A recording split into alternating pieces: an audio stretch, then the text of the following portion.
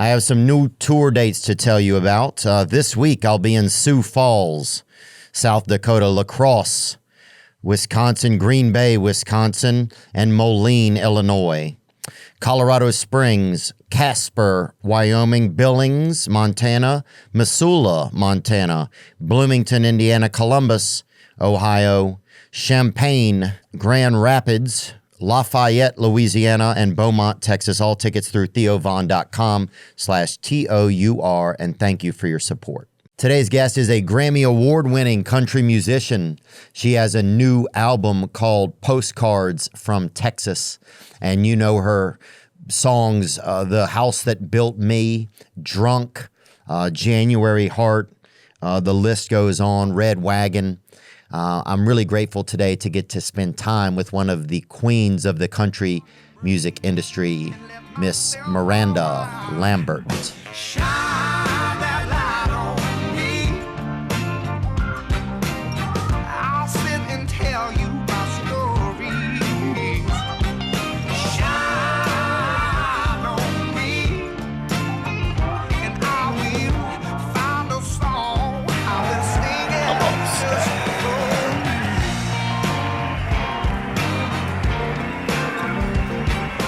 Now, nice to see you today, Miranda Lambert. Hello. It's an honor. Well, thanks for having me. Yeah. It's a cozy little place. It's a pleasure. Yeah. We try to keep it cozy. It's nice. Kind of get to, just catch up with folks and see what's going on. I've met your husband a couple times. Yeah, he said that. Y'all randomly on like 2 or 3 planes together? Yeah, we're like kind of, I guess, air buddies or whatever. I don't know if there's a term for it or whatever. I love that. Yeah. He said to tell you hi. Oh, I appreciate it. He's golfing. Is Priorities, he? Yeah. Mm-hmm. Yeah. Well, he's just dang handsome, too. That's a thing. I see that guy, and I'm like, God, I got to get some conditioner or whatever. He is. He's a pretty one. God, he is. He's like and he used to be a cop, right? Yep, he's a retired NYPD officer. And did you guys ever play cops and robbers or anything like that? No, but last year or 2 years ago for Halloween, I wore his uniform and I made him be a donut, and it was awesome. Because he's super fit and doesn't even eat donuts, and I was like, I'm gonna be a cop and you're gonna be a donut. And he was like, that's just cliche, that's stupid. I was like, no, it's awesome. It was that's my a favorite. Great idea. He was pouting the whole time. He was like, I don't want to be a donut. Dude, everybody wants to be a donut, yeah, exactly. Bro. I couldn't even imagine not wanting to be a donut. I think everybody's always just wanted to sit in a box with 11 of their buddies, Well, it's funny because that whole like cliche or whatever, but I was like, oh yeah. And I was worried I wouldn't fit in his uniform, but I did. Thank God. Yeah. So I was like, if I bet. can't fit in this uniform, we have bigger issues. Like, it's going to be a problem. Yeah. It was fun. My whole family is first responders, and so is his family. So we had that in common right away. Oh, sweet. Yep. Yeah, has he ever like tased you or anything like that? Or is that a crazy thing? No. And he has handcuffs, and I'm like, that would be the one time that the key was gone. Yeah. Like, I'm not ever doing that.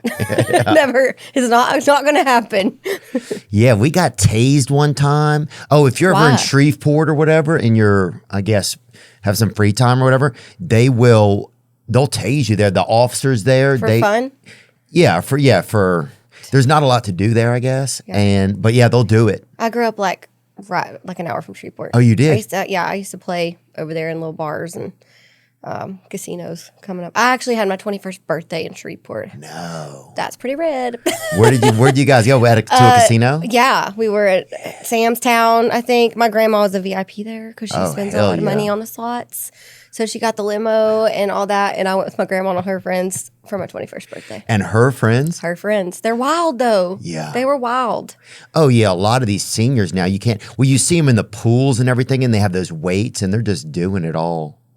Every time I see seniors, they're just getting crazier and crazier. Do they have a senior citizen dating website, I wonder? I don't know, but my granddad would just give her like allowance, like stay out of my hair money, and so she would just go blow it at the casino. It's the best. Was she one of those grandmas that like at the end of the year they buy all the Christmas gifts? Oh yeah. And they all say like Sam's Town or whatever on the back? And she would always like buy and then wrap them and forget that she did it. Yeah. You know what I mean? And she would be like, we'd open the present. She'd be like, I don't know when I bought that or what it is. Yeah. Oh yeah, dude. Yeah, they used to tase us over there, man. That's real weird. Yeah, it was kind of crazy. But I think You can get a taser now. Like you can even get one on Temu that also like beats eggs and stuff. Like there's everything. They just have everything now, you know? I don't think I want to be tased. You know, I'll say this honestly. It was way easier than I thought. Well, I'm glad you took one for the team. I'm glad that's over with. Settled. So your 21st birthday, you guys went over there. Was that like the biggest city close to you guys? We're right between Dallas and Shreveport. So like I-20, my little hometown, Lindale, Texas, is like the halfway point where you like stop for gas and Burger King. You know what I mean? Oh yeah. So I was there a lot, and Dallas was our like city. Oh yeah. Yeah. What was your first job over there? I worked at Bell's. Oh, my first singing gig? No, your first like human job, like job. My first big girl job. Well, I worked at this little department store called Bell's for like the Christmas season. They hired me to wrap presents, which I'm terrible at. Oh. So then they were like, these presents are terrible. So they put me in the back room to like sort things, and I only lasted 2 weeks. I was like, I had just started singing and playing. I was 17, but I was not making any money. I was like starving musician, and so I tried for that, like, you know, that like holiday season extra money, and realized quickly, like, I've got to make the music business work because this is not for me. Because that's not it. No, it was just not. I wasn't good at anything else. So I was like, yeah, if they put you in the back to sort, that's not even. I know I couldn't even use it. Well, because some lady asked me, like, does this look good on me? And I told her my truth. I was like, not really. They're like, that's not how it works. You kind of have to lie. I'm like, oh. Yeah, I'm trying to think I used to work at a pizza parlor for a while, and we got late. There were cutbacks there or whatever. And I don't know how there could be cutback. It's like there was 4 of us working there, but I guess they had like cutbacks or whatever. So a couple of us got laid off. But I wonder if I ever worked at a department store. I couldn't work around pizza. I love it too much. Yeah. Yeah. We had the Pizza Inn. In your town? Yep. And had the salad bar and had little corn dogs on it. And I was really happy about that. They put corn dogs on the salad bar? I love a salad bar. That's unprecedented. Oh, I love a salad bar. Pizza Hut used to have a great one. You remember Pizza Hut. Yeah, it was like Pizza Hut, but like small town brand Pizza Inn. Oh, yeah, Pizza Inn. Same thing. Did they throw the pizza in the air or not? No. No? Nobody knows how to do that. Oh, yeah. Now I know. I've actually seen it in real time now because my husband is from New York City. Yeah. So I've had like legit pizza now. Yeah. Not Pizza Inn. Oh, we had a place, I'm trying to think of what it was called, but they had a big window there, and some dude, I think he was a magician, but they gave him like daytime work throwing those pizzas in the air because I think it just fit in people's heads like, oh, that's magic. And so That's hard. Oh, he was, I think he really got the hang of it, and it was awesome. People would come from miles around to watch him, you know. You'd see kids just out there just licking lollipops, just staring at him, looking at this dough wizard. Small town entertainment is pretty simple. It's easy to come up with. Oh, yeah. When the fair came to town, that was always exciting. We could go to the fair a day before, and for 50 cents, you were kind of a guinea pig. They didn't tell you that, but it was like, come on over. And you can do a ride for 50 cents. So we lived right down the street from the fairgrounds. So we'd walk down there, dude, and you would just get rattled, electrocuted. Yeah, I don't trust small town fair rides. I just don't. And I think that's probably a wise choice for you, you know? Yeah. How you seem like a thrill chaser because you got tased and you ride the 50-cent ride. Like you're just going for it. I've been in some bad relationships. Yeah, maybe I'm a thrill chaser, you know? Yeah. I think, if you stack all those things up. How does a guy, this is news. So because your husband was just like a regular police officer, right? Mm-hmm. How does a regular police officer meet a celebrity comfortably? Is that a weird thing to ask, kind of? No, I mean, honestly, like we're kind of from the same fabric, so it was the weirdest part of it all is the language barrier at first, honestly, because he's New York accent and you hear mine, so it was like any of my Southern phrases, any of the like redneck stuff I say, he's like, "Well, I don't understand what you're saying." So, but we met by chance, literally on the street, and 6 years later, it worked out. But was there moments where he was like, you know, this is like, because I feel like if I'm a regular guy, say if I met, you know, Julia Roberts or trying to think of somebody else, Queen Elizabeth or something, and I'm trying to date him, I wonder if there would be moments in my head where I'm like, what, how do I do this? Like, do I put on a special cologne? Like, how do I, just because there's Brendan does wear the polo, like the old school one. Oh, he the does? Red bottle. Oh, yeah. That so green bottle with the little gold The red cap? one. I don't know if I've seen that one. That might be the Sport. Yeah. Maybe it is. Remember when Sport came out? Yeah. Oh, did you ever wear Cool Water? No, I didn't. But yes, you did. No, some of the fancier kids kind of did. Guys that had like game with women wore it. That's why I was like, are you lying? Did you wear the Cool Water? Say it. I didn't have game with women. I was always the guy who would help my buddy open all the Valentines. Like on Valentine's in school, they would have like the key club or whatever would come in. And if somebody bought you a Valentine, they'd give them all out in the room at the same time. So my buddy would get like 11 of them and I wouldn't get any, but he'd let me like hold a couple of them on my desk or whatever. Make you feel good? Yeah. And it's like, hey, hold. Wasn't it like the one where you give everybody in the class one so everybody feels love? Oh, when we were kids, but when it got into junior high, it got like, okay, somebody had to go. Real. Yeah. And you would get him, and he would just have a stack of them. He looked like the damn Bachelor. You're going to get so many Valentines now. It's going to be weird because you talked about it. That's a good point, huh? Yeah, Valentines were nice. My mom would get us like something that she would like leave by our like bed or something in the morning. Like that was pretty sweet though. But yeah, was there ever a moment where he was just like, where it just seemed like he's like, I'm a regular guy and you're a regular person, but then there's always like I think there's a fear in like a regular guy's head of like how you would behave around a celebrity, I guess. I think. Does it make any sense at all? Yeah, and it definitely is an adjustment to like just jump into country music world and move to Nashville. I mean, he like retired, he was 8 years on the department and he like sort of made the choice. We made the choice together of like, we got to be together, and to trade your gun in for a harmonica or whatever is a big deal. I think, thank God he didn't, because I don't know if he loves music. He's not necessarily musical. He did write a song on my new record. He's a co-writer on a song on my new record. Yeah, I had him writing during 2020. We were all doing anything during 2020, just like bake. Yeah. Oh, if cops are writing songs, yeah. I was like, let's write songs, and so we did, and he was pretty good.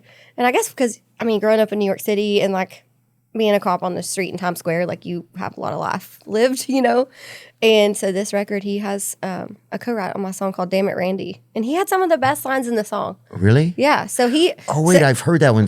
Like in a hurricane. That was his line. Nuh-uh. Flying a kite in a hurricane. I was like, dang it. That is a good line. It is a good line.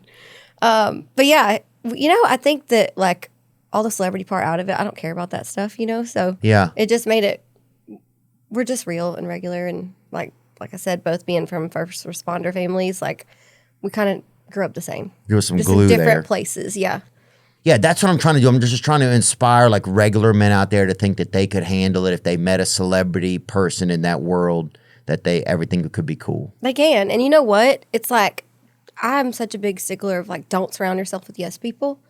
And so having a husband that's just a regular guy, like just being a cop in New York City, and like he comes into my world, but he tells me the truth. He like calls me on my shit. He tells me the truth. He doesn't sugarcoat. He sees everything for what it is, and I really appreciate that. Like there's the fact that he's not in my industry at all, and just really kind of is a straight shooter. It's like it's such a blessing to have in my life, and so I'm glad that I married somebody that just like is that way. That is just a regular blue collar guy that sort of comes in and enhances my world and speaks a lot of truth into my life.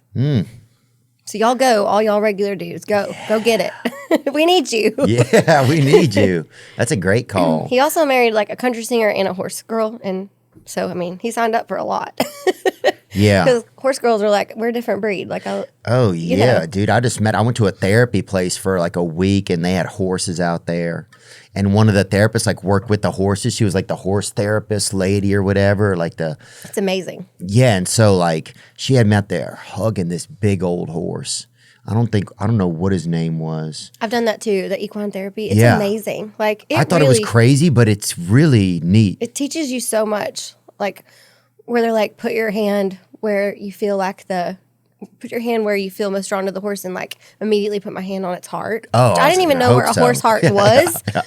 now that I think about it, like I was like, I don't know where it is in that huge giant chest. You know, it's pretty cool. Oh, I had to take the horse. I was trying to take his pulse and I had to do it with both of my hands like that. Like, horses are crazy. They just got like 60 inches of neck on them.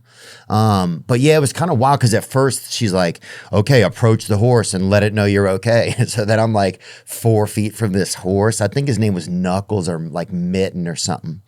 And I'm like, hey, horse, I'm just letting you know I'm here. Like, it was almost like meeting an alien because I just never even been around a horse like in that much like proximity, like just being a horse in a pen. But by the end, I got to take the horse for a walk and stuff. And I felt like it was cool because at first I was super nervous. And as I went along, it kind of like, yeah, I kind of like my idol came down. Yeah. You know? And that they're so therapeutic just being around them in general. But like, they're just majestic creatures. And I heard this, I think they can hear your heartbeat from like 5 miles away or something. Oh my God, perverts. Isn't that crazy? Yeah, that's crazy, dude. I mean, that's eavesdropping. I know. But they could sense everything. It's like they tell you the truth about you before you even know your own truth. You're like, I didn't grow up around horses. I didn't start till I was 30. And I just wanted to do something that scared me a little, and I always wanted to be that cowgirl. Like I used to play all the rodeos back in the day and like sing the national anthem and small town rodeos when I was first getting started, and all those like flag girls and the barrel racers with all the glitter and fringe. I wanted to be that so bad, and I chose country music, and so I was like at 30, I was like, I'm gonna be a cowgirl. Damn it, I'm gonna do this, and so I started riding for the first time at 30, and now I'm really super into it. I love it. I'm still like, I'm green. I don't know what I'm doing, but I just love like having a hobby completely outside of what I do. That's challenging and physically challenging. And also it's like not up to you. It's up to them, you know? Oh yeah, dude. It is like, that's the dang Lord's Uber, dude, being on a horseback. The Lord's Uber. Bro, you get on a horse, it is not, it's like kind of up to you because they give you these little strings. You're like, these strings are not going to do anything against this horse, you know? No, like that. I just saw that pull up on the screen. My horse, Cool. I started mounted shooting. Oh, his name's Cool? His name's Cool, and I started mounted shooting last December. And what does that mean, mounted shooting? So, like shooting a revolver with black powder off the back of the horse at a balloon. God, it's super fun. It's spectator safe, and the horses wear earplugs, just FYI. The horses do? They do. They wear earplugs, and the gun has black powder in it. And so you do these patterns, and you go like 100 miles an hour. I don't yet. I'm trying to get there. And you shoot at balloons. My friend Kenda Lonsane, she's like the world champion, and Kenda Lonsane, bring her up. She's a badass. Like she has taken me under her wing and taught me so much about it. I've never even heard of it. So it's called mounted shooting. So you started. There she is. Let's see that. That's her. She's a beaut. Hey. Yep. I'll let her shoot me, that's for sure. She probably would. Really? She'd probably tase you if you wanted her to. Look, she can shoot me in the belt buckle and see if my pants drop. You know what I'm saying, baby? That's where I'm at with her. She's a buckle shiner. But she's really great at it. So wait, explain it to me. I've never even heard of this. It's so fun. So you have 2 revolvers. And you have 5 shots in each. And you're on the horse. It's a gun belt. You're on the horse, and it's a timed event. So like, come out of the gate, and like she does it in like 7.5 seconds, which I'm still learning to ride good enough. So I'm she's used to a quick shot. I'm in again. Yeah, see, so you're shooting at a pattern of balloons, and you're timed on the event, and you do 5 shots and a gun change. So while you're riding 100 miles an hour, you're having to shoot, aim, switch your gun, go around a barrel, go around a pattern. Like, it's very challenging. Oh, man. Super fun though. It's like the most adrenaline rush. It sounds like ADHD meets Yellowstone kind of. Yeah, it is. But it sounds beautiful. Wow. It is called mounted shooting? Yeah. That's fascinating. And so do you get to try that? So you have your own horse. That was nice to get, wasn't that? I bought a horse. I was one of those, like, I did it once and loved it so much. I was like, I'm going to winter in Arizona. I'm buying the horse. I'm buying the guns. Like, I fully got into it. But I just, I feel like at 30, I started riding. And then I turned 40 in November. Last November, and I was like, all right, now's a new season to keep pushing myself and try something that's a little scary but new and outside of my wheelhouse. Well, you look beautiful for 40. Well, thank you. Yeah, and I don't mean that in a flirtatious way. I just mean that in a complimentary way. I'll send you a Valentine. Okay, please do. Yeah. Actually, your husband will get them all. I'll sit there and hold some He for will. him. Yeah, he'll be like, hold these for me, dude. You're going to get so many. Watch and see. It's going to be great. We'll see. All my friends have a crush on you, by the way. Really? Yes. All my Nashville, my gal pals. they I'd have a love crush to meet on you. any nice gal. Okay, well, I know some. I've been trying to be like, more like, kind of like brave about just like dating and stuff, you know? Because I just get like, I start to get like turn into a little bit of a homebody sometimes. But home's so cozy. You know, it is cozy. Yeah. But they say it's cozy you're with somebody, but then you're like, who is that person though? Because It has to be the right person, or you'd Yeah. rather be by yourself. oh yeah, dude, I don't want somebody just freaking bugging me and bothering me and wanting pancakes or whatever. Can you make pancakes? Huh? No, I can't. Well, you should learn Yeah. because they're gonna want pancakes. They are now. Yeah, you're right. Yeah, yeah. Okay, let me Do like practice the a little. the little cute ones, like my mom used to do, like the Mickey Mouse one, Mm-hmm. where she would like pour the batter in the shape of Mickey Mouse. Oh, and that's it was beautiful. Just epic, right? I don't know what. Oh, our mom had like one of those things, and it would sit on the table, and it had a little dial on it, and it would heat the skillet like that, and you plugged it in, right? Yeah, it's like a what do you call those things? Like a little iron, like a little skillet. Yeah, it's kind of What like a are they skillet. called? Yeah. But you don't have to put it on the It's oven. flat. The oven's built Yeah. into it. And she, one time she did it though on like her wood table, and it roasted like a little hole in it, and we got in trouble for it. We didn't. How dare y'all want pancakes and That's make what me it burn was. my table? How dare you want pancakes in my house? Yeah. I was like, well, dear. Well, that's why you went to the horse therapy. Yeah, and it really is full circle. Today's podcast is sponsored by Boot Barn, America's largest Western retailer supporting the cowboy and country lifestyles. Boot Barn opened their first store in 1978, and today they have over 400 stores nationwide located throughout 48 states, and they open one new store a week across the United States. I picked these Cody James 1978 boots for today's show. These boots are handcrafted by the hands of 90 boot artisans who use centuries-old boot-making techniques with exotic leather, intricate stitch patterns, leather lining, and a Goodyear welt construction. Boot Barn. Visit bootbarn.com and use code Theo for 15% off one item through October 30th. That's bootbarn.com, code Theo. You got to tour with, and you have a new album out. I know that, and we're going to talk about it. What's one of your favorite songs off of your new album that you like performing? Because like as a comedian, like there's jokes you like telling, and then there's some jokes you're performing, and it feels even more vibrant. Is there a song off of it that you really like performing? I mean, I just started doing some of them because we did a little thing at my bar, Casa Rosa, which I think is the first time I met you. Yeah, it's the first time I met you there. Yeah, at the was opening. opening. Yeah, we did the whole record, which was like, it's always fun to do. I've only done that one other time with my record Revolution a long time ago. So it was fun to like actually learn every song, and like I didn't really know them that well. I had lyrics up there. I had a little notebook like old school. I was like, it's my first time to play these, you know what I mean? But I don't know. There's one on there called Armadillo. It's the first song on the record. And my friend Aaron Ray Tier, I don't know if you know him. He's a Nashville songwriter, and y'all should be friends because he's funny as hell and the funnest and cool. Aaron Ray Tier? Ray Tier. Ray Tier, okay. Yeah, and he sent me this song, and it's just funny and quirky, and so I don't know. That one's been fun to do live. I've only done it a couple times, but it's fun. There he is right there. He's a Kentucky boy. Aaron Ray Tier. That's a cool name. You got to tour with Toby Keith before. I did. Yeah. Yep. What was he like? What's Toby Keith like? That was one of my earliest tours. I was lucky enough, like I went on so many. Well, there weren't hardly any women touring back then. Like really?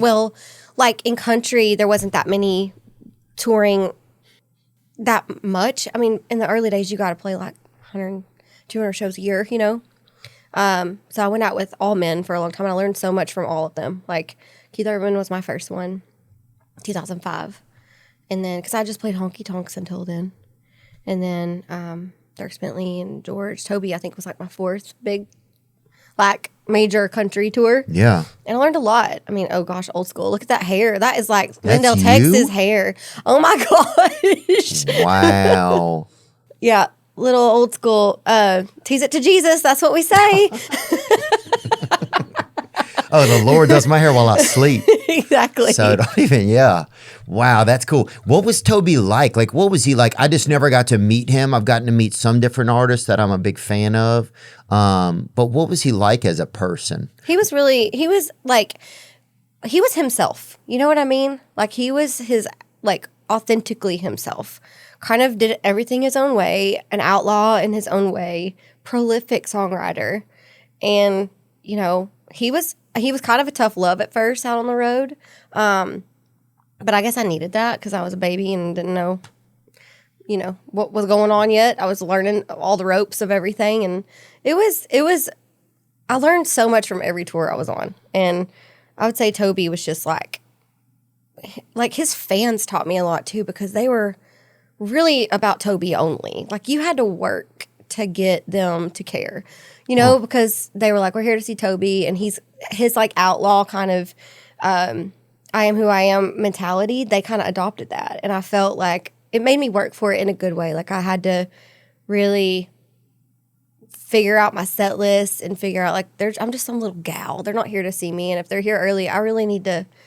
I'm here to gain fans. I got to work on this. I got to capture that. Yeah. Did you get to interact with him before he passed away? I haven't. I did see him at the BMI awards when he got the Songwriter Legend Award a couple years ago. So it was right before he passed away. Yeah.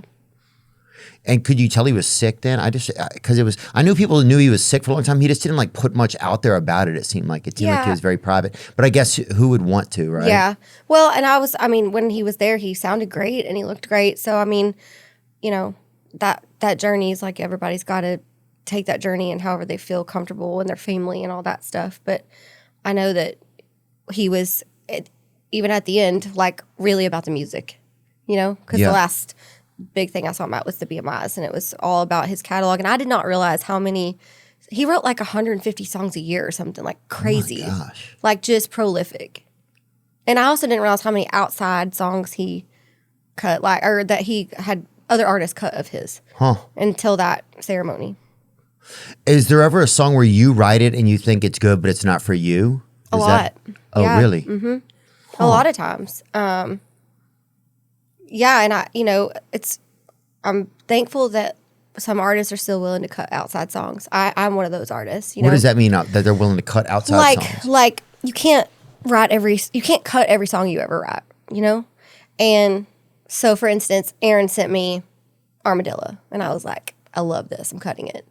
So, I think it's important if you're a songwriter to have a balance of, we live in Nashville. Like, there's amazing songs written all day, every day in this town for years. And I think it's cool when artists are not trying to write every song on their records. Oh, I see what you're saying, because at a certain point, it almost, you're just able to help out more people by picking up songs that they've written, really. Yeah, and, like for my career, my biggest songs I wouldn't have if I would have tried to write everything. Like House That Built Me is a staple in my career, and I didn't write that. And Mama's Broken Heart and Little Red Wagon. Like, I have some of the staples, some of the staples in my set that are my career staple songs are not songs I wrote. So I think it's good to keep the door open to, like, look around town, look where we live. This is amazing. Right. Yeah. So many people. Yeah. And you can't do things alone too. That's one thing I realized, like, kind of like as I get older, it's like, I used to want to do everything by myself. It was just like how I was wired, and it still is a lot of times, but it started to alleviate some, where it's like, I need help. I need people to do, and I need people to help me do things, and I can help people do things. And then it's more fun to do something with somebody sometimes. Yeah, and it's like when you celebrate the highs with your friends, because you all did it together, like a co-write, it's fun. Like, collaborating is great. Nashville's such a good community for that. Like, everybody's, you live here, like, everybody's so, country music community is very collaborative, and we lift each other up. We kind of stick together. You don't have to. Do you think that's true? I do think it's true. For me, it has been for 20 years.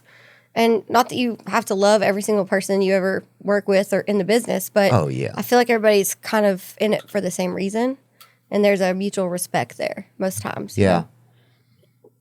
Yeah, I guess, but it's also competitive, right? Yeah, but I think that's also good. You got to, like, compete. But I think there's a difference in my manager. We've been together 21 years, and I just recently went on a birthday trip with her and one of her really good friends who's born and raised in Belmead. Her name's Elizabeth, and she said, there's a difference in wanting to win and wanting to beat everybody.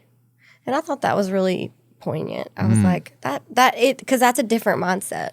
Like, it's okay to want to win and like compete and be on top, but I don't think you have to want to go into it going, I'm going to beat everybody. Right. I'm just going to win at my race. Yeah, because that's almost it's almost it's not vindictive, but it's almost yeah, I'm trying to think of the word. It really almost has a negative edge to it. It does, and I don't feel like because I want somebody to lose. Then right. We can all win. We just got to run our own race. Yeah, interesting. Yeah, thanks for thinking about that kind of stuff with me. Yeah, because I love songwriting, and in Nashville, anything can happen. Like you'll drop a tomato at Trader Joe's, and somebody will come up and have half a stanza written about it. It's like it's great. Yeah, you get in a car accident, and the guy gets out of the vehicle, and he's already written a couple bars about the accident, and he's like, "What do you think of these?" And I'm like, "What do you think about give me your insurance papers?" Well, that's the title, Insurance Papers. Yeah, yeah. But it really is. That's What's in your glove box? That's a good song title. Yeah, dude. Yeah, what's in your glove box, dude? It better just be gloves, buddy. Yeah, if there's gloves, that's weird. Yeah. Why is it called a glove box? Because now that we talked about it, it's even weirder if there's gloves in there. It is weirder now, isn't it? Yeah. And it started off it's only supposed to be your insurance. Because people used to put, the name is derived from the compartment's original purpose, storing driving gloves. Initially, the glove compartment was a box near the driver on the floorboard. Driving gloves were worn to keep hands clean and considered essential equipment in early vehicles. Driving gloves are important for women now, too, because our hands, they, like, keep you from aging because your hands are on the wheel. And, like, I didn't know that, but, like, driving gloves are a thing. But why does it keep you from aging? Because the sun coming through the windshield, you wear, like, gloves while you drive so that the sun's not, like, getting on your hands. Honey, you're only driving a Smyrna. That ain't a lot of sunshine on them. I don't know, but I ride in gloves now because of that. My horse, I have my little gloves. I'm like, I don't want sun damage. Oh, I thought you ride like I ride my horse with gloves on now because I'm like, oh God, I don't want aging hands. There's so much to think about. It's a full-time job. Oh yeah, you don't want aging hands though. No, because you can hide everything else, but you can't just show up to something with mittens on for no reason. No, but Dolly does wear those sheer gloves with the riding stones, and I'm kind of like really into that. So that's a vibe. Somebody said she's full body tatted up. I heard that too, but whoever really knows the answer? I don't know. A couple men have to. A couple, for sure. I mean, I don't know how many. I mean, I know. Is she still married or not? Yeah, to Carl. Somebody knows, and we're going to have to get to the bottom of this. Does Dolly have the tattoos or not? Somebody tell us. Somebody's seen that artwork, brother. It ain't me, I ain't no peeping I hope Tom. she does. That would even make her... If it's possible for her to be more badass, that makes it more badass. Oh, if she came out with like in one of those ESPN where they do like the nude, like they're pushing a baby carriage, like but they're naked or whatever. If she came out and she was full body tatted, dude, it would be crazy. Like Kat Von D, just totally. That'd be insane. Yeah, tats are awesome. Yeah, you have them? Yeah, I got tats. I'm not like sleeved or anything because I don't know about the top, like at the top of your arm. Like as you age, like does it get weird? I don't know. I just have them down here where they can't like swing at some point in my life. I have them on my forearms. I don't want like mama tattoo arm. I don't need that. You get a chair and then years later it's a swing set. Yeah. You're like, oh, that's a damn porch swing right there. Exactly. Got to be strategic. Is there an artist that passed away that like you really missed their music? You missed them? Is that a weird question? There's a bunch. Like one you knew maybe even? Haggard, like, he was such like my number one hero. And I was really sad the day he died. And like, I guess it was like the first kind of, oh my God, one of my heroes is gone, feelings. I was lucky enough to get to sing with him and meet him and know his family. And so that was awesome. In fact, I just saw his family this past summer at the played a state fair and Ben Haggard and the family opened. But I don't know. That was, Merle's my like, number one, Yeah, what'd you admire about him you think so much? I think that,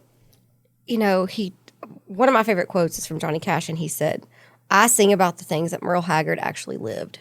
Because he literally turned 21 in prison. Like, he told his truth. Like, he didn't have a glamorous childhood or upbringing, and he took his outlaw and sort of the troubled times of his life turned him into songs and turned it into a beautiful career. And every time I was ever around him, he's one of those heroes that like is exactly what you hope he would be, like a little mysterious but super kind, you know. And you know, it's always like meet your heroes or not. It's scary because what if they let you down? Yeah, but he never did.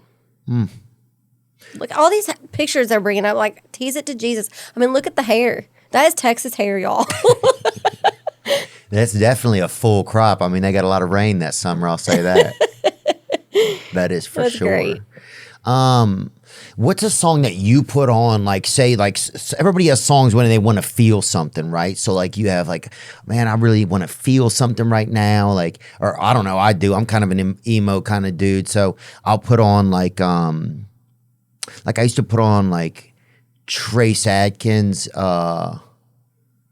Every Light in the House is On, you know what I'm talking about? Yes. Is that Trace You're going to Adkins? say Trace Atkins, yeah. Yeah.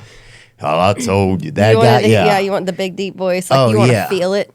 I don't know. I went through a breakup, yeah, and I would sit on my porch and just smoke cigarettes. I didn't even smoke. Well, everybody smokes when they break up. Yeah, It's dude. kind of part I of would it. just smoke, and I'd play that on repeat till my neighbors were like, "What? Turn off the light or whatever. We can't handle it anymore." I think "Nobody in His Right Mind" by George Strait. I haven't even heard it. It's so good. It's one of my favorite George Strait songs. But it's just like a heartbreaker. Or like, I don't know. I love country. Like, I truly, like, my go-to is country. Old country is like my jam. And George Strait, we call him the king for a reason. So it's a great song. Nobody in his right mind. Nobody in his right mind would have left her. Even my heart was smart enough to stay behind. Come on. God, put my fucking feelings in a wheelbarrow. We need to go to that horse therapy place immediately. Yeah, what else would I listen? Oh, Lee Bryce's "I Drive Your Truck." That one's a heartbreaker. Man, my friend Jessie Alexander wrote that song. Really? Yes, she did. And she's amazing. She wrote it. I don't know who she wrote it with, but I know she wrote it. That's a great song. It's so good. And Lee's delivery is like insane. See, but that's a song that he didn't write, Right. right? And I that's don't why it think. takes a group. It's like, but you also, if he doesn't perform it, if somebody else does, who knows if it works the same? It could. It all has to land in the right basket, right? Like the right song finds the right artist at the right time, Yeah. you know?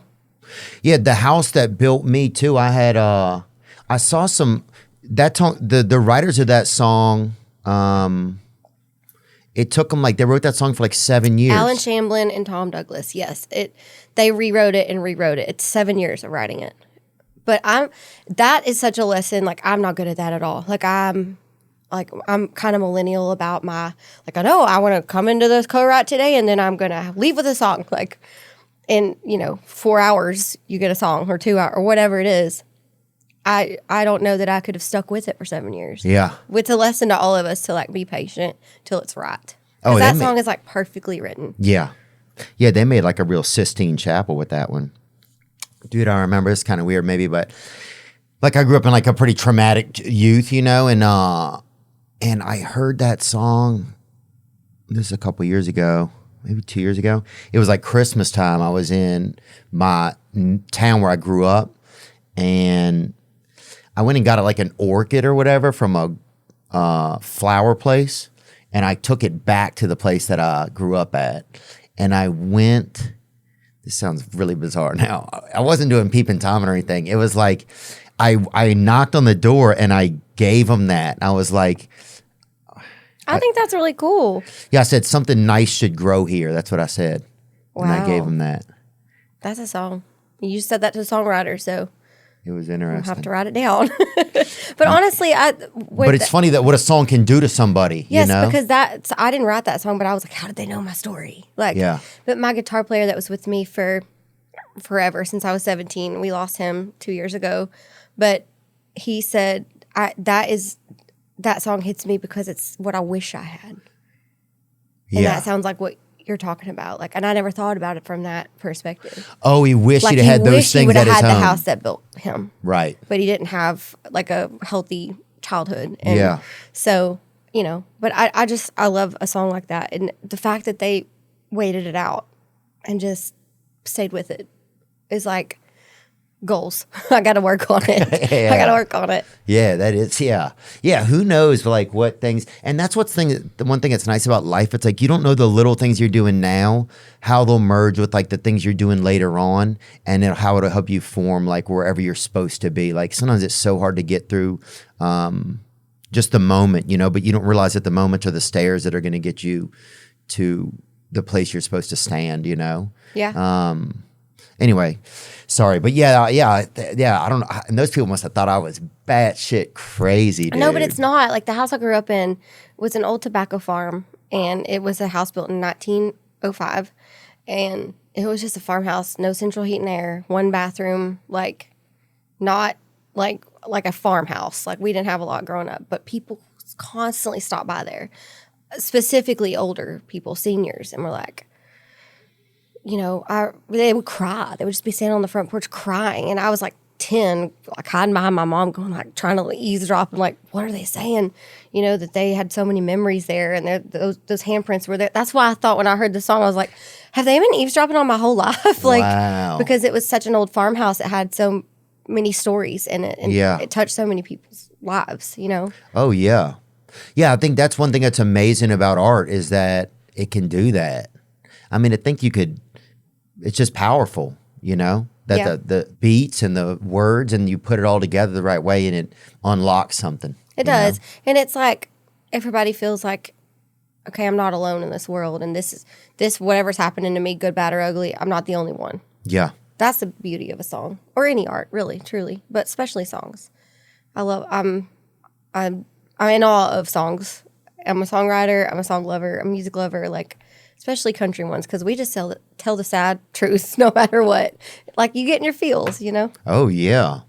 So what do you listen to when you're, like, wanting to, like, rage or, like, rock out? Or I mean, I'll put on before I go on stage, I listen to FGL Dirt. It's a little up-tempo for me, but it's also kind of chill. Yeah, and, like, down home and grounding. And then I'll put on a little bit of Boosie Badass and listen to him, so I'll turn it the other way, you know? I might even go some Sexy Red or something like that.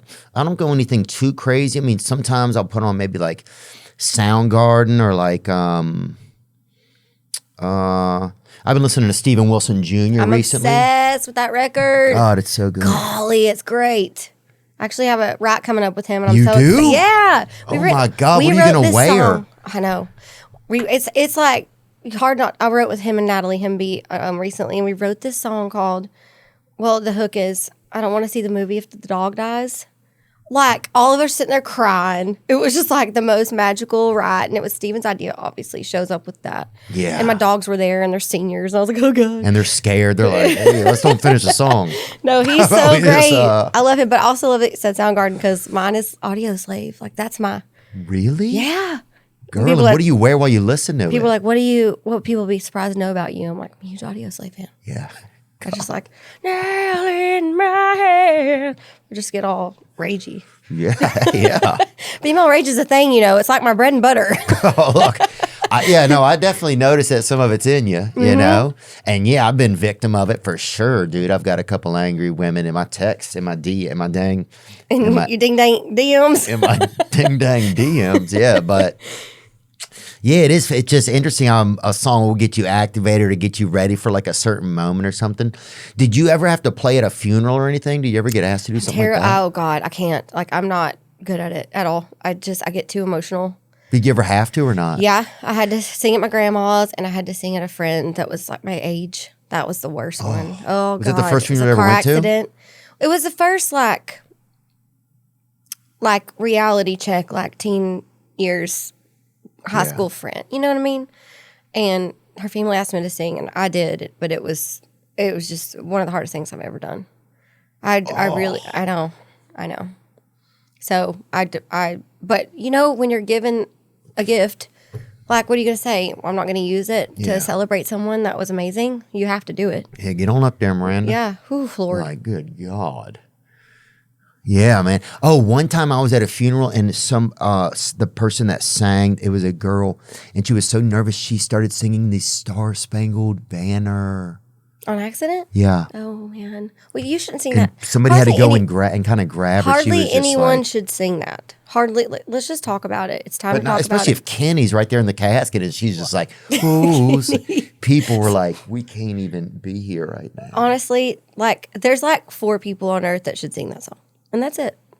And she made it to like that. And people waited. And some people started going like this. I was like, no. Yeah, because part of it is just I just feel so uncomfortable right now. I'm going to go down those spiral stairs and leave forever right now. Those only go up. Just thinking about it. Oh, and they only go up. A lot of us were like, what? I thought, what happened? He wasn't even in the service. No. The whole thing got really confusing, man. I've been at some weird funerals. My dad was 70 when I was born. He was an older man. And so he had to get me a suit for a funeral one time, right? And it was around Halloween. He got me a Beetlejuice costume. Like the pinstrap. Yeah. Mm-hmm. And like a costume version, though. Like not even, I don't even know if it was real textile. Did they just think you were like stylish? Or? I don't even know if it was real textiles or whatever. But anyway, I go to this funeral, dude, in a dang Beetlejuice costume, bro. And yeah, I guess it was kind of hip. How old were you? I was probably 11 or 12. So like already awkward years, so that didn't help. It was horrible. Yeah. But I guess that's what happens when you send a senior citizen to the. It wasn't Rite Aid back then. It was called K&B. Was a store they had that had them a couple of costumes over there. But God, that was too much. But yeah, anyway, funerals are a lot. Yes, they are. So sorry I brought that up. I was like, I don't have anything to say to that. Yeah. I'm sorry about that. It seems terrible.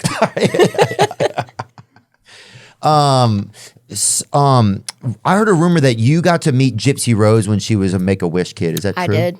I met her several times. Do you remember it? Yep. There's a lot.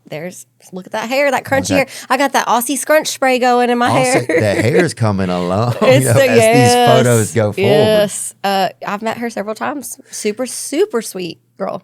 And what was her mother like? Like, I believed her. Yeah. I mean, I did. Like, when all that came out, I was freaking out. That's what I was wondering. How did you feel? Did somebody just tell you, oh my God, do you see what just happened? Yeah, like somebody texted me and was like, have you seen this documentary? I'm like, what? What's happening? And I've been down all the rabbit holes of it. I'm like in it. I'm 100% now. She's pregnant. I watched all the things.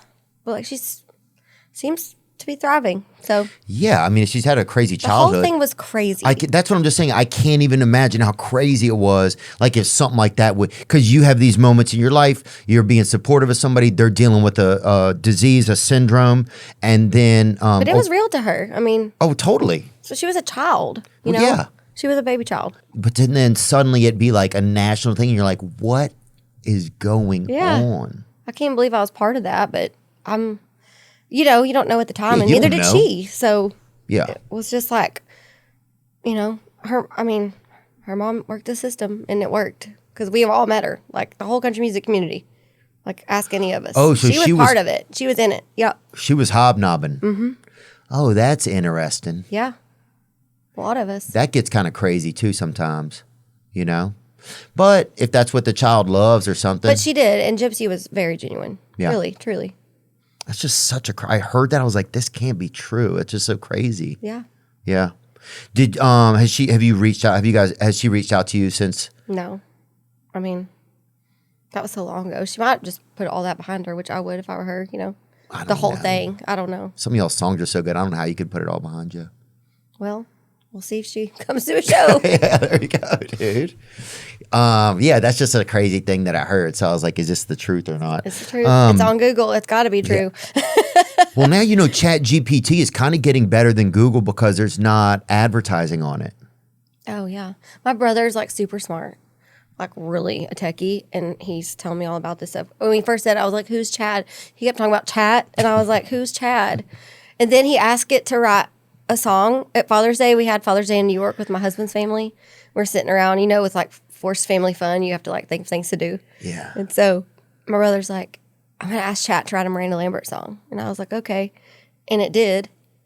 And it didn't have a melody, but it just the lyrics. And it was called Whiskey and Wildflowers. And it was kind of good. And I was like, oh God, my career's over. It's happening. Do I get a royalty? Will it go on tour? Tell me all the answers.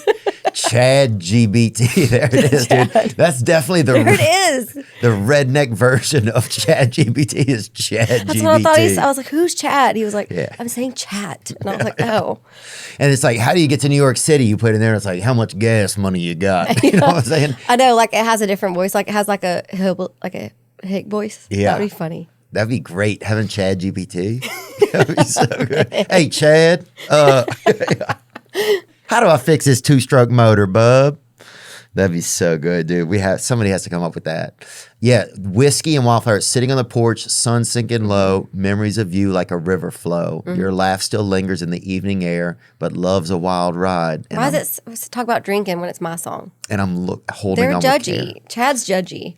And then the pre-chorus, got a bottle in my hand and a heart full of scars. Okay. That sounds like Trace Atkins line. Well, it also sounds like you're a pirate. So that's the crazy part of It's this. so stressful. But this is also like ChatGPT is a newborn. You have to think in a few years if it starts to really get like the ability to do some stuff.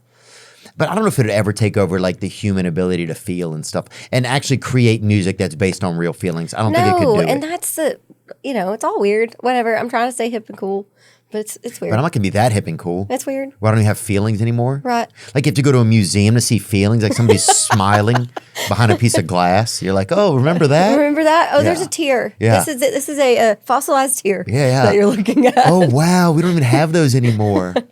Yeah, I'm on the pill that makes it so you can't cry. I'm like, remember when people weird. had those? But that could be a real thing one day. I know. But maybe we'll be long gone and doing something else by then, hopefully. I hope I'm in the dang stars or definitely just, I don't know. I hope something happens to me. I hope I'm in a dang time capsule. Well, you lived in Nashville and Texas for a bit. What was Nashville? How has Nashville changed over the years to you? It's popular now. Like everybody wants to come here. It's the city, which is awesome. I think like the fact that country music is thriving right now and our town is a destination. I love that because these honky tonks have been here for ages and kind of like it's the music of our lives, of my life. And so people are wanting to get a little glimpse of it. I love that. Yeah. I don't love that the roads aren't really made for all these people yet, but we'll get there. Yeah. Some of these roads are damn homemade too. I'm like, what is somebody? You see somebody just put a damn cake batter in a pothole out there, Yeah. It's just people are filling with anything. I drove through something the other day. It had, Cake batter. I drove. Yeah, people are using anything to fill them now. There's so many potholes, especially in January around that time. Yeah. I drove through something the other day and it had damn devil's food all over my tires. I was like, shit's getting weird out here. Was it Dolly's brownie mix? I don't know. Is that a Those are thing? good. Dolly Have has you her own tried brownie them? mix? The Duncan Hines brownie mix? Dolly has everything. And I bought them. Of course I bought them. And I was like, there it is. Of course I bought them. Oh, because they don't have like yeah. oil in them. You know how the box brownies have oil? No, she has milk and eggs and butter, like real ingredients. They're delicious. I love that. Dude, what I used to love was whenever our mom would make something, dude, and she would let us lick those things that were in The raw egg. Yeah. She let you lick the beaters. lick them beaters, boy. Beaters. Now they're called kitchen mixers. Yeah, well. But my mom had like the Walmart brand beaters. Like, Yeah, kitchen mixers is a little bisexual for me, okay? Yeah. Them things My were- husband has the KitchenAid and he's obsessed with it. He does all of the he makes homemade pasta. He has all the every accessory you can have for a KitchenAid. He's like in it. He's in there. He's not doing like old school beaters. We don't even have those. Put them beaters on there, honey. And I will. But I was like, your mom's I like, will- don't eat too much of it because it's raw eggs. Yeah. And we'd be like, bro, and the crazy thing was some of the whatever was in it, I mean, we'd eat them. It's like that grainy stuff.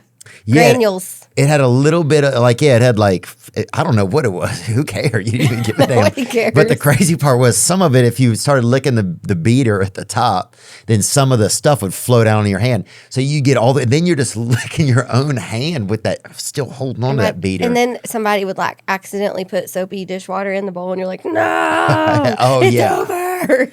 Because, dude, if you could get even part of your head in that dang bowl, So good. I just wanted to grow. I just wanted to grow longer. I would pray to God to make my tongue longer at night. Well, that's a whole different episode. Okay, yeah, sorry. Well, that's for the Trace Atkins episode. Dude. I told you I'd leave. Yeah, you're right. Things have changed. What's a place that you miss in Nashville that's not here anymore?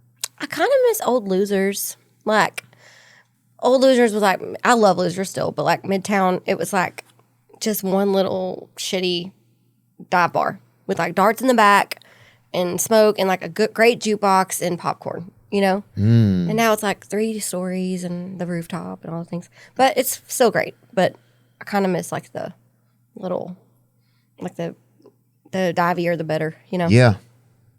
Yeah, now they still have the back porch over there you can go kick it at sometimes. Yeah, that little deck. I have a little sign up there. It says Miranda Lambert Way. It's hanging up there. Yeah. Do you? Have you been on the VIP deck? Yeah, I have a couple times. Well, go look exactly, for ma'am. it. I take John pride in that. Daly's usually out there. I put it. Yes, I put in a lot. He's usually out there waiting for an ambulance. Put in a lot of late nighters to get that sign. Oh, I bet you did. I didn't even You have think to about drink a that. certain amount of Tito's out of a shitty plastic cup to get your sign up there, and I have one. So, And at least it says way. It could have ended up being Miranda Lambert cul-de-sac too. You know? Oh no, see that wouldn't be as cool. No, but at least it's Driveway, road, I can deal with, not cul-de-sac. yeah. Oh, I remember when somebody put a damn cul-de-sac. First time I ever saw one, I was like, "What is this shit? What do you mean you can't keep going? Just fucking hurt my feelings, boy." I said, "We'll see about that. I'm gonna call the damn sheriff. We'll see about I this." can't find a picture. I have one on my phone. What else was I thinking about? Oh, if you had to travel back in time, right? If you had a time warper, and it could have a Hemi on it or whatever. I don't know how you like to travel, but if you had a time warper, what time back in your life would you go to? Do you think? Right now, I think I just stay right now. I feel like I've done it, but I'm still learning. Somebody asked me that the other day, like, what's your most fun era? And I was like, right now. Like, still young, but like not dumb, you know? I mean, Yeah. you know that whole vibe where you learn a lot. Early 30s were weird. Late 30s were fine. But like, now I'm like, what's we're doing right now? You're like, we're here. We're here. Everybody's just like, 40s is the best decade. I'm like, let's roll. Yeah, we'll see. Yeah. I believe it. Yeah. Here we go. Yeah. Tell me something else that you think about. Oh, the new song is "Damn It, Randy" on your new album. Who's it about, man? Well, it's about Randy. Yeah. Oh, I see. It's about Randy. Everybody has a Randy in their life. And Okay. everybody has one. And it's about just a time where I was like, this is not good. It's not serving me anymore. I got to move on. And Was it a real, like, was it serious or was it just somebody that didn't install y'all's cable well or something like it, you know? well, it depends on the person. Everybody's got a Randy, Damn it, Randy. right? And I wrote it with John Randall, who's one of my besties, and his real name is Randy. So I always say that to him anyway. So it's kind of funny. And that's the one that Brendan's a writer on. Oh, yeah. I was flying a kite in the middle of a hurricane. There it is. That little songwriter. What else was I thinking about? What drives you at this point in your career? I know this is kind of a general question, but like you've gotten to have notoriety. You've had number ones. You've won Grammys. You're a household name. You have you can afford to pay your rent. You know, it's like what goals are there still for you, or do things evolve from goals into like just wanting to still do the job? I'm just curious, and it's stuff I go through in my own life too with comedy. You know, I'm just curious. What do you think about that?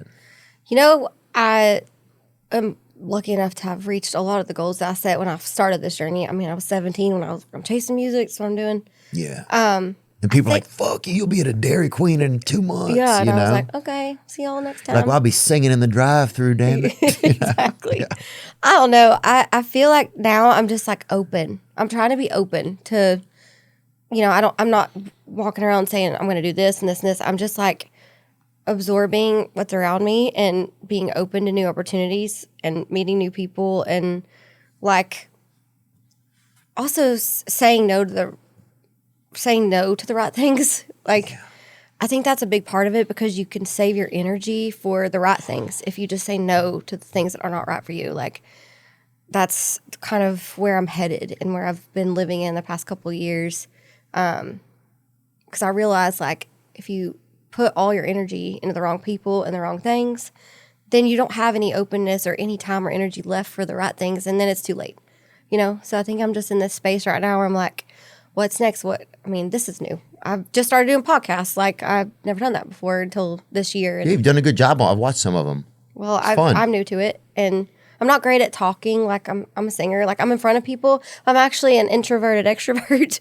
I have an extroverted job with an introvert personality, and so I'm branching in that way. I'm fine to say my truths in songs. It's just harder to do just, saying it out there. But I think it's important either way. So I don't know. My goals are like, what's next? Let's do something that scares us. Let's do something that's, makes you grow and makes you learn. Yeah. Yeah, that's true, huh? Yeah, sometimes it's so weird. I feel like when you're involved in some part of the arts, kind of, people call them, and some people just call them music and comedy and painting or whatever. But it's weird to also kind of evolve, because it's like you age, right? We age, and you're like, well, if some songs I can't even really sing anymore. Some jokes I can't even really, I could tell them still, but is it really going to be true to where I'm at? I find that's interesting about art itself, is you have to, and then you're like, but if I change, will I still have the people who like this thing? Yeah, it's like, how do you keep the common thread and keep reinventing? It's a tiny little fine line you have to walk. Yeah. And it's scary, because what we do is very public, and like what we signed up for and what we started saying, or the jokes we told at 20 or the songs we wrote at 20 are not the same. We're not in the same life space, and we're not in the same lane anymore, So it's like figuring out how to do that gracefully, but still keep that common thread of like where you've been and where you're going, but kind of walk this line of staying authentic. Yeah. To the true you that started this whole journey.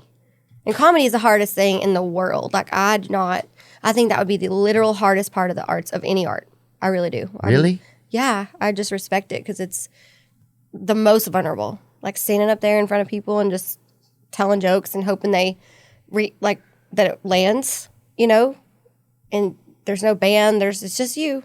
Yeah. Oh, That's God, scary. I wish somebody would pull up with a drum sometime. Just like, ding, ding, ding, ding. Just fucking, hey. Start playing a drum solo immediately if you're like, no, this one didn't happen. Take it away, Henry. You just turn it Yeah, over you to just don't have somebody. anybody to like lean on. You're just up there by yourself, like emotionally naked. Like, in it's the scary. beginning, it's so scary, I think. God, I can't even believe sometimes when you think back, and I don't mean it like I'm not trying to fill my own ego, but when you think back, like, I don't know if I'd go do it now. But yeah, you get up there that first time and you're just like, this is gonna be good. You don't even believe yourself. You're just screaming that to yourself in a car. Like, in a Ford Taurus, you're like, this is gonna be good. Like in your best Chris Cornell voice. But beefing yourself up. I don't. The fact that you said it, you don't know if you do it now. Like, I think about, I knew like It makes me nervous. I know. I just got anxiety. I think about like, I knew 3 chords, and I was like walking in these bars like, can I play at the set change? Like, I got to get some experience. And it's that thing of like, how do I get experience if you don't let me play? And then, but then you say I can't play because I don't have any experience. Like, just put me on set change then, and I'll play my 3 songs that I just learned yesterday. Like, not good, but just being brave anyway. I don't know. We did it. That's a good point. Yeah. And the ones that hurt too. Do you have a show you remember that really just kind of burned you when you were just like, God, this is hard? Oh, yeah. Like a birthday or anything? Like, you ever play one of those Arab birthdays or something? You're like, private parties. I'm so thankful for private parties. I love them. I would love to play your private party. But some of them can be hard. Yeah. Where it's like, I played a Sweet 16 one time. And this thing was the most extravagant party I've ever seen in my life. And it was a bunch of 16-year-olds. And they only wanted me to do 4 songs. Michelle Branch was part of it, Leanne Rhymes, and me. And we each did 4 songs. Wow. And like, this thing was like legit. It was in Washington, D.C.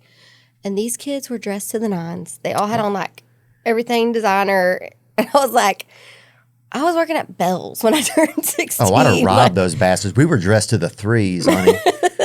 Okay, I'll tell you that. We was the 3 of us combined. We was a 9. That was one that sticks out in my mind. I'm like, "Ooh, Lord, this is bougie." Oh yeah, we remember. I had hand-me-downs from damn women, and I was like, I don't have an older sister. I was wearing shit. I was like, whose shit is this? Just stuff that whatever was around. My mom was like a big thrifter. So big thrifter. I'm like, but this is awesome.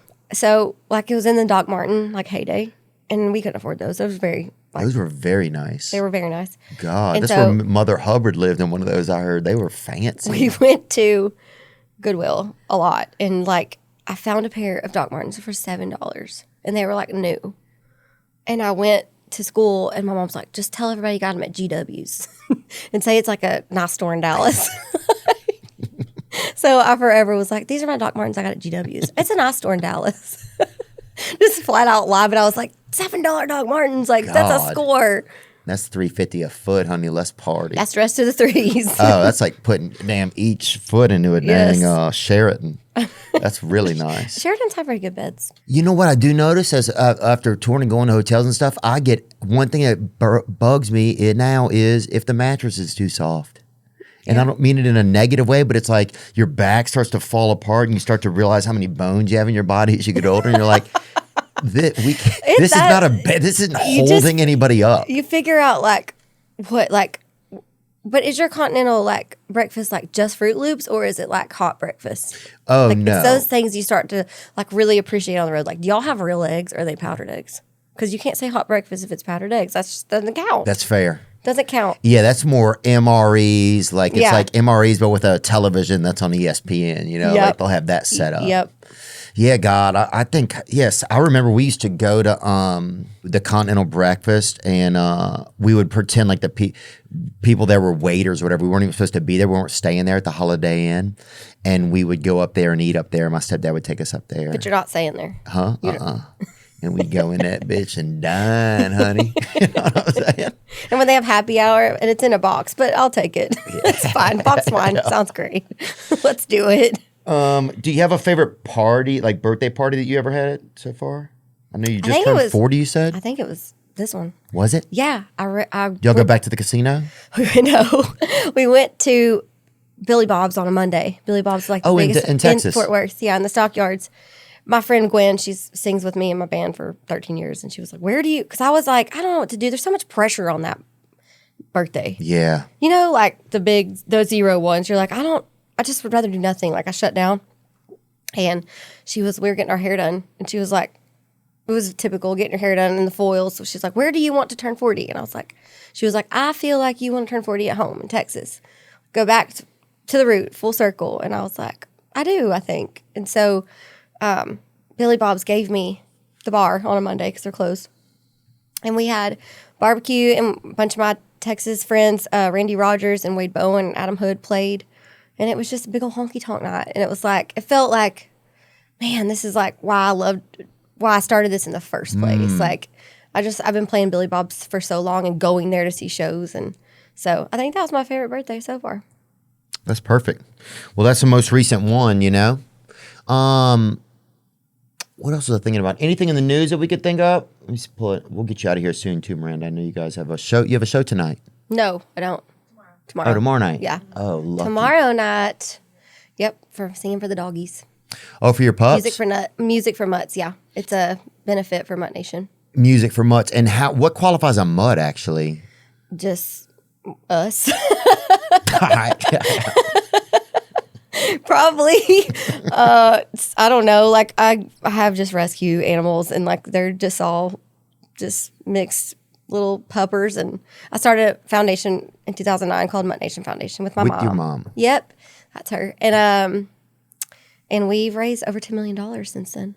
$10 million? $10 million. Wow. Yeah, we raise awareness for adoption, for spay neuter, for adopt don't shop, and like right now with the Hurricane Helene, we're doing a lot of work with Tractor Supply Rescue Relief and with Greater Good to, people are first, obviously, but there's tons of shelters down there that were already overcrowded and got hit. And so there's a lot of moving parts. So really what our foundation does is kind of meet the need, whatever the need is, whether it's lifting up shelters, giving them grants for renovations, natural disasters. We kind of run the gamut, but our main focus is to encourage people to adopt. And once someone creates something like this foundation, right? Yeah. So this is a nonprofit organization. How do you raise funds for it? Obviously, you can do fundraiser shows. You can put your own money into it. And then how does I'm just curious, how does a nonprofit even, well, I guess those are the ways you put money into it, or you do fundraisers. Yeah, we've done fundraisers. I sing for the pups. I mean, we haven't done a music one, but like for my Vegas residency, we gave $1 a ticket, and I was there for 2 years. So $1 ticket, we've done that on tour where $1 ticket goes to Mutt Nation. And then this is our first benefit show in a couple of years. So I'm excited. I got some friends coming out to sing, some surprises. Really? Yes, it'll be fun. Can any of the animals ever tune in? Any of them ever hit a B sharp or something? And have you ever trained any? No. My mom has this terrible, shitty dog, though. His name is Rhodey. And he's just like my dad. I know. My dad found him on the side. Was he held back in school? Yes. And he has an underbite, and he's a Chiweenie. It's like the worst of all the worlds. What is that? And he's like my little shitty brother now, and that's what she calls him. Because me and my brother, my real brother, are like, God, this sibling of ours is terrible. And he will sit there. My dad plays guitar and writes songs, and it's specifically George Jones. He Stopped Loving Her Today. When Dad starts singing that thing howls, and it's like this screeching, awful noise. And you have to put it away. Like, you have to put the dog in the house, and it's still, you could hear it howling. And then that part where they go, ooh. You stop loving. That thing howls, and it's just like, and my parents think it's cute, which is even worse. God, I know. It's the worst. So, yeah, they could be, some dogs sing. Do you want them to? Absolutely not. But if you could organize them. Well, yeah.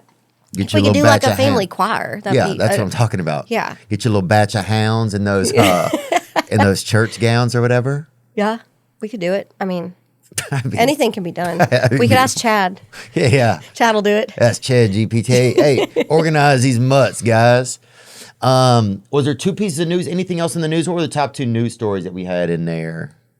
Oh yeah. And we don't have to talk about this either if it's an awkward thing. Yeah, Garth Brooks got accused of harassment. Did you ever know him as a bad guy? I always heard the nicest things about him. I don't know him. I just heard this today, so I have not been down the news rabbit hole of this. So it's fresh off the press. I have nothing to say about it, but I want to read it. I mean, I'm going to read it like everybody else. Yeah, I'm going to read it. I want to know. Yeah, no, I've always heard the nice things about him. But he's always seemed kind of mysterious to me in a way. Like, he always has seemed like he's done his own thing, I guess. You know? He was the biggest artist when I was a kid. He was my first concert. Was he? Yep, when I was 10 years old. Night 2 at Texas Stadium. And he flew in. He dropped out of a helicopter. And when he did Standing Outside the Fire, and they lit the whole stage on fire. And I was like, okay, this is bad. But I had braces, but only 2 because I had a gap. So I had to do the gap, close the gap on the front 2 So teeth. just those 2? Yeah. Who had? I haven't even heard of that. Well, this was a while ago. How does and it they even, should never do this to a child ever again. How Now does they it have even work? Invisalign. It's not fair. Kids these days don't have to be ugly. We were ugly. We had to I had scrunchy hair and teased Jesus and braces and all things. But I had the 2 braces when I saw that Garth Brooks show. And I had all my Rockies. Do you remember those jeans that were real high-waisted with no back pockets? And so everybody's butt looked real long. And it had the label was black and white lettering? Rockies, yeah. And I had on those, and they were red. And I had on my Roper boots, and I was so excited. My flame shirt, I was my brush popper, and he came in and dropped out of that helicopter, and I was just like, Garth! And I was screaming, and I was waving, but I only had the 2, and I had pink rubber bands on them. Yeah. So just totally, and it was in that area where you would curl one bang up and one down and tease it, and it would look like a big cloud. Oh, that was never an era, but tell me more about it. It was so bad. It was so bad. And I just was so excited, and I was like, I'm going to be a country singer. It was epic. Standing outside. Oh, I was just singing all of it. And I would get so excited when I could say, damned old rodeo. Yeah. My mom would be like, that's cuss word. And I'd be like, well, Garth said it, so I get to say it. Dude, the Beaches of Cheyenne. So many good songs. So many. Yep. That No Fences record. I bought the tape. I'm older than you, but I had the cassette tape. I don't know if you are, and we used to play that tape together. Oh, they used to have this thing called Crying, Loving, or Leaving on the radio. Do you remember that? Yes, I loved that. Did you record the countdown? Yeah. Same. And you had to push the button at the exact right time. Yeah. And for 2 years, the number 1 song was Whitney Houston. I Will Always Love You. I was like, gee, can we just do something? Can't Red Hot Chili Peppers do something like we just it was this. Why can't we do Scar Tissue? It was the number one song for so long. I was like, something's got to happen, man. We need a war in this country. I was just like, we needed something new in there. But yeah, that's when all the music, some of the channels, even it was all one. That top 40 was anything was in there. Yeah, everything, because it was Casey Kasem. Yeah. So it was like all of the songs. Like it wasn't just one genre. Crying, Loving, or Leaving was it though. Hey, Ernie, where are you? And he's like, yeah, I'm over here in Davenport, Iowa. First time caller. He'd be like, you crying, loving, or leaving, Ernie? And he'd be like, I'm loving. I want to see if we could like find that and listen to it. Like, I wonder if it exists somewhere on YouTube or something. I would totally listen to that. Yeah. Oh, I called in 2 times. Got through. I called in 60, 75 times. What were you doing? Crying, loving, or leaving? I was loving one time, and then I was leaving one time. I was going to leave home. I was going to go to the post office and mail myself somewhere else. That was my goal. And they're like, you can't do that, buddy. You're going to mail yourself somewhere else. Yep. That'd be kind of cool. I'm here. I rode my bike all the way over there. And it was closed. I thought it was open 24 hours a day. I'm like, what the hell can you guys can even... But just learned a lot that year. But yeah, Crying, Loving, and Leaving. Play one of them real quick for us if you can. It exists. Today's Country 107.7 GNA and the Perfect one to pick, by the way. Brian stopping by from Albany. What's up, Brian? I was wondering if you could play God Gave Me You by Blake Shelton. Perfect. Perfect. There's no way we did not. That is so perfect. Brandon, I swear to God. That was one of them. We did not pick that on purpose. I had no idea we were talking about that. That was actually perfect. Yeah, My first wedding song, guys. Let's play that. Was it really? I'm sorry. It was. You believe me though that we did not do that on I purpose? love it. We did not do that on We just manifested all of that. I would never do that. We're crying, loving, and leaving now. Bye. Yeah. Leaving. Okay. Yeah, That's what it done is. left. Yeah. All 3. We need to do a new spinoff of it. That's They like, should have it. Look. Wonder if Kix Brooks does something like that because I know he has. I think he has a weekly show or Yeah, something. he should. But that was it, man. When you were a kid, waiting to hear if somebody was crying, loving, or leaving, you didn't even know I'm going to listen to these. Not that one particular. where people were. And if they did that on purpose, I'm sorry. It's pretty funny. I don't think they would do that. It's pretty funny. They're too nice of guys to actually do that. About the new album, what else? What's new about it? What feels new to you about it? Obviously, you have new tunes and that sort of thing. But yeah, what feels exciting to you about it, or anything different?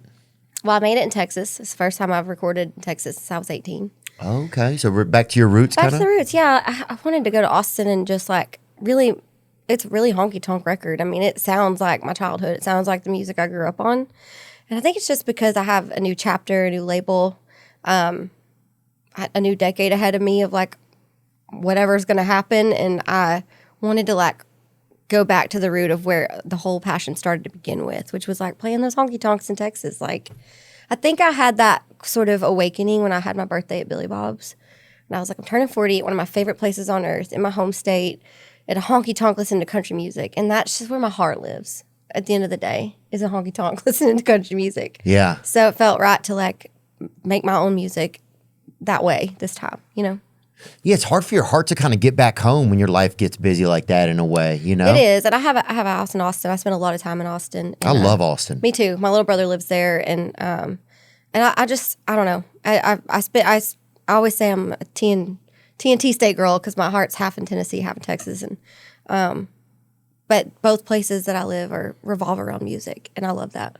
Yeah, it's sometimes your life gets so busy and then you're like, it stops at a certain point, or there's a special day or a moment. You're like, oh, okay, I can get a look at where I'm at. Yeah, it's good to have enough time to stop and look at where you're at, because I didn't for so long. I mean, when you're young and you start young, following your dream, and then you just sort of are a horse with blinders, then you stop and you go, okay, now what? I made it. Now what?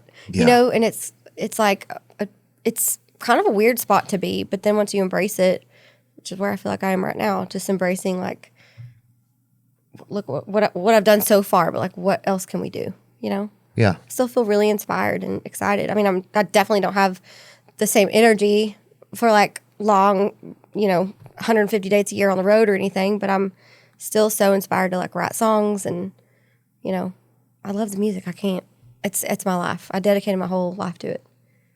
Yeah, it is funny. You kind of, you do. When you get busy and your career gets busy, a lot of you gets dedicated to what it is. It's like I spend most of my time, like I have some close friends I don't even get to talk to that much. And I know it's sad to say, people are like, well, you work instead of talk to them. But it's almost like you build up your dream, but then your dream takes a lot of responsibility. Yeah. You know? And nobody tells you what to do when you have done it. Like, there's not like a manual you can, like, there's not like a podcast you can, like, go back and look at and be like, so now what happens at this point in my career, at this age, with these accolades? Like, what happens now?